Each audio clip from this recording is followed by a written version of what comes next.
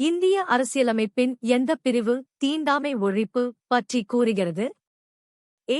பிரிவு 14. பி. பிரிவு 17. சி. பிரிவு 19. டி. பிரிவு 21. யோசித்து சொல்லுங்கள்.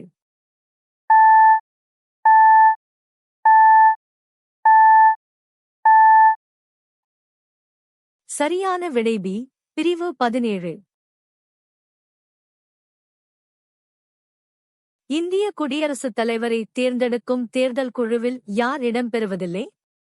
ஏ. மக்களவை உறுப்பினர்கள். பி. மாநிலங்களவை உறுப்பினர்கள்.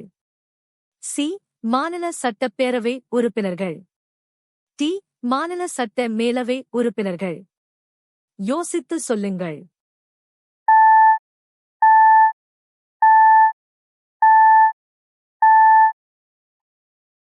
சரியான விடை டி. மாநில சட்ட மேலவை உறுப்பினர்கள். சரியான பதில் கிடைத்ததா? லைக் செய்து சப்ஸ்கிரைப் செய்யுங்கள்.